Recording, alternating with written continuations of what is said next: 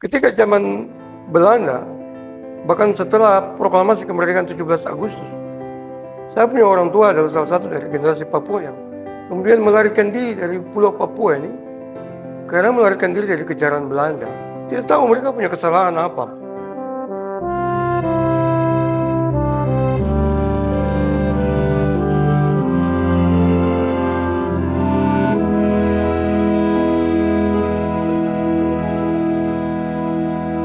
Pemirsa, selamat siang.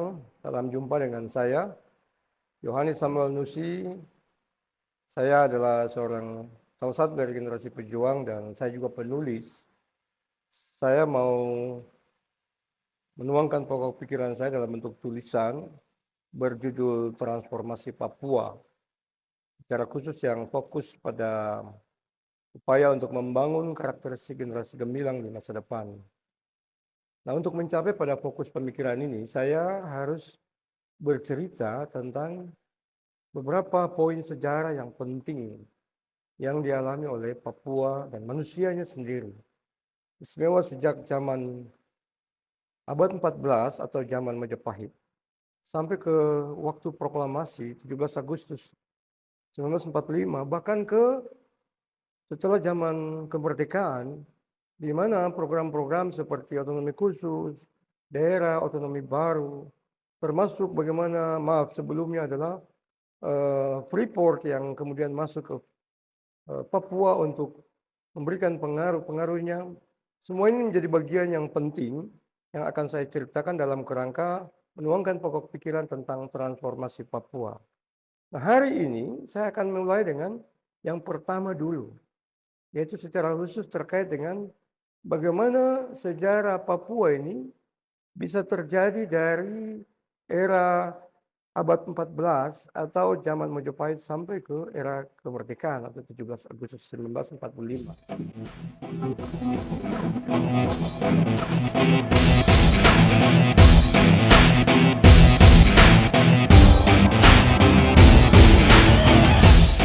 Bagaimana Papua ternyata, siapa yang menyangka kalau Papua itu sudah tercatat dalam bagian dari kitab negara Kertagama di zaman Majapahit, tepatnya di kekuasaan Raja Hayam Wuruk di abad ke-14 atau di tahun 1365. Nah, Papua ternyata tercatat di sana sebagai wilayah Wawanin atau Wanin. Apa itu? Adalah bagian dari wilayah-wilayah di Indonesia Timur yang dikenal sebagai Wawanin. Nah, salah satunya adalah wilayah bagian barat, Papua Barat Daya, yang dikenal sebagai Semenanjung Onin. Nah, ini menunjukkan bahwa Papua sebenarnya jauh sebelumnya sudah tercatat menjadi bagian dari atau milik dari hubungan-hubungan yang luas dari kerajaan Majapahit dan memiliki kontak dengan kekuatan di luar wilayah Papua. Atau melalui hubungan-hubungan dagangnya, Papua sudah menjalankan komunikasi dengan manusia-manusia di luar wilayah Papua itu sendiri. Dan karena pengaruh ini, maka mungkin tidak secara administratif, tapi secara simbolik, Papua sebenarnya sudah menjadi bagian dari catatan sejarah sejak era-era yang klasik, begitu. Nah, kemudian di masa perdagangan dan penjelajahan asing, kira-kira sekitar abad 16 sampai 19, Papua ini kita tahu sebenarnya sudah menjadi bagian dari jaringan perdagangan rempah-rempah dan melalui laut juga. Dan itu sangat menarik perhatian bangsa-bangsa Eropa, secara khusus Portugis, Spanyol, dan Belanda. Pertama kita tahu juga karena di abad 16 dan 17, bangsa Portugis itu dan Spanyol secara khusus sudah mulai mengeksplorasi perairan di sekitar wilayah Papua. Dan di abad 17, Belanda melalui VOC, juga di abad 17 dan 18, Belanda melalui VOC sebenarnya sudah menancapkan pengaruhnya di wilayah Papua secara khusus di Maluku yang dekat dengan Papua. Dan Papua juga mulai dilihat sebagai wilayah yang penting dan strategis. Meskipun kontrol langsung terhadap wilayah-wilayah pedalaman memang masih sangat terbatas karena dipengaruhi oleh faktor geografis. Berikutnya juga di era kolonial Belanda, secara khusus di abad 19 sampai ke tahun 1942. Nah, pada tahun 1928, era kolonial Belanda, yaitu di abad 19 sampai tahun 1942, pada tahun 1928, Belanda secara resmi mengklaim bagian barat dari Pulau Papua sebagai bagian dari Hindia Belanda dan mendirikan posnya di Fak-Fak dan di Manokwari. Nah, pengaruh Belanda ini berkembang tidak cukup cepat karena faktor-faktor geografis dan budaya lokal yang sangat berbeda. Juga termasuk misi Katolik dan Protestan telah masuk dan melakukan kegiatan-kegiatan pendidikan dan kesehatan di wilayah tanah Papua ini. Di era berikutnya adalah era Sumpah Pemuda. Dan di era ini yang kita ketahui adalah bahwa sejujurnya siapa yang menyangka kalau ada ternyata figur-figur Papua yang pernah mengikuti peristiwa Sumpah Pemuda di tahun 1928. Dicatat pada tahun 1927, ada seorang kepala desa Sentani, namanya Poreo Ohe. Nah, beliau itu atas penunjukan Sultan Tidore pernah mengikuti peristiwa Sumpah Pemuda atau momen Sumpah Pemuda yang dilaksanakan di tanah Jawa, mewakili pemuda-pemudi Papua, dan itu dibuktikan oleh surat jalan yang diberikan oleh pemilik otoritas pada saat itu. Selain Ohe juga ada Aitai Karubaba. Beliau adalah salah satu tokoh yang dimakamkan di kampung Rondepi, Pulau Urfareri, distrik Kepulauan Ambai. Beliau juga secara turun-temurun diakui oleh generasinya pernah mengikuti peristiwa Sumpah Pemuda itu sendiri. Nah, pemirsa, selanjutnya adalah masa pendudukan Jepang. Itu berlangsung sekitar tahun 1942 sampai 1945. Selama Perang Dunia Kedua, kita ketahui Jepang menguasai sebagian besar wilayah Hindia Belanda, dan itu termasuk Papua. Papua terutama wilayah pesisir seperti Biak atau Jayapura yang dikenal sebagai Hollandia, itu juga menjadi ajang pertempuran penting antara pasukan Jepang dan sekutu.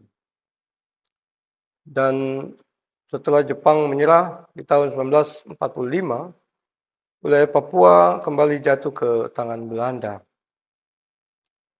Nah, sejarah yang berikutnya adalah sejarah 17 Agustus 1945, atau ketika Indonesia memproklamirkan kemerdekaannya pada 17 Agustus 1945, Papua Barat yang saat itu disebut sebagai Nuguni Belanda, itu dimasukkan ke dalam wilayah Republik Indonesia berdasarkan pandangan bahwa seluruh wilayah Hindia Belanda itu merupakan satu kesatuan. Namun, Belanda kemudian menolak untuk memasukkan Papua ke dalam Republik Indonesia dan tetap menguasainya hingga konflik politik dan militer itu terjadi sepanjang tahun-tahun berikutnya, dan dengan bahkan hingga ke praktek atau proses integrasi Papua ke Indonesia pada tahun 1969 melalui penentuan pendapat rakyat itu.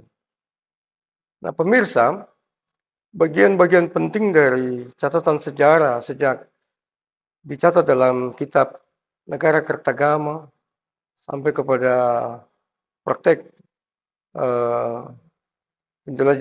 penjajahan asing di Indonesia, bahkan ketika masa-masa penjajahan Jepang, bahkan Belanda sampai ke kemerdekaan, Papua ini sebenarnya sejak zaman Majapahit kita ketahui telah menjadi simbol dalam kitab Negara Kertagama, menjadi bagian dari wilayah Nusantara ini sendiri dan mengalami kontak dengan kekuatan-kekuatan di luar dirinya hingga tahun 1945 Indonesia mengalami dinamika peperangan dan konflik, bahkan kemerdekaannya. Papua menjadi bagian dari konflik politik antara Indonesia merdeka dan Belanda, sekalipun secara historis sebenarnya Papua sendiri sudah tercatat menjadi bagian dari wilayah Nusantara sejak era-era sebelumnya atau era-era klasik. Dan itu dibuktikan oleh catatan kitab Negara Kertagama. Nah, bagian penting dari cerita sejarah, bagian pertama tentang kitab Negara Kertagama ini adalah hal yang mendasar untuk kembali mengingatkan generasi Papua tentang pada dirinya sudah ada hubungan yang komunikatif dengan dunia luar, dan itu membuat dirinya sebenarnya tidak memiliki sebuah introvert yang luar biasa, sehingga tidak mengungkung dirinya pada keterbatasan-keterbatasan yang sekarang banyak dijalani oleh generasi Papua, rasa tidak percaya diri, rasa tidak mampu, rasa tidak bisa berkontribusi. Itu sebenarnya sesuatu alasan yang tidak mendasar. Sebab sudah sejak lama, sejak era-era klasik di perjalanan sejarah Nusantara ini, kita sudah mengalami kontak dengan orang di luar diri kita. Orang di luar pulau atau tanah Papua ini sendiri. Sebenarnya ini bisa menjadi sebuah kekuatan yang besar yang bisa membangkitkan gairah rasa percaya diri kita sebagai generasi Papua. Kemudian juga masuk kepada masa-masa di mana penjelajahan bangsa-bangsa Eropa, Portugis, Spanyol, dan Belanda itu juga mencatat bagaimana secara geopolitik kita di Papua, bahkan orang Papua ini sebenarnya tercatat sebagai sasaran strategis untuk mendatangkan atau dicekoki sebuah ideologi yang baru, sebuah wawasan orientasi yang baru yang mampu menghilangkan kesadaran kita tentang kemampuan jati diri kita. Nah, ini hal yang tidak disadari oleh kebanyakan generasi. Begitu juga ketika datang kepada masa zaman Jepang, ketika Jepang menguasai kita, bagaimana kita bisa lihat banyak generasi-generasi Papua juga yang harus berlarian ke wilayah-wilayah Nusantara yang lain. Ketika zaman Belanda, bahkan setelah proklamasi kemerdekaan 17 Agustus, saya punya orang tua adalah salah satu dari generasi Papua yang kemudian melarikan diri dari Pulau Papua ini karena melarikan diri dari kejaran Belanda. Tidak tahu mereka punya kesalahan apa, tapi mereka harus mempertahankan hidup dengan melarikan diri. Dan itu ceritanya membuat kami generasi ini merasa prihatin ya, kenapa pada saat itu justru generasi Papua ada yang dikejar oleh Belanda, tetapi ada juga yang tinggal di tanah Papua ini untuk menjalankan dinamika kehidupan yang lain. Tapi saya bersyukur karena dari cerita orang tua saya menyadari bahwa sebagai generasi Papua, saya juga telah mengalami kontak, hubungan, komunikasi, kemampuan-kemampuan yang lain dari pengaruh-pengaruh hubungan yang sangat mendasar tadi dengan orang di luar diri saya, dengan orang di luar keluarga saya, kerabat saya, dan suku saya. Itu sebabnya sekarang ini menjadi bekal bagi saya untuk melakukan hal-hal yang berbeda, yang tidak dianggap oleh, tidak mudah ditebak oleh orang di masa kini. Tapi itu menjadi bagian yang penting untuk kita melakukan perubahan-perubahan yang transformatif. Ingat, tugas kita ke depan masih panjang. Salah satu bagian sejarah tentang kitab Negara Kertagama sampai ke proklamasi 17 Agustus adalah catatan penting yang akan memulai bagaimana pemikiran kita untuk membangun transformasi di tanah Papua ini menjadi jauh lebih baik ke masa depan. Itu catatan saya yang pertama. Kita akan lanjutkan. Sampai jumpa lagi di cerita sejarah berikutnya bersama saya, Yohanes Samuel Nusi.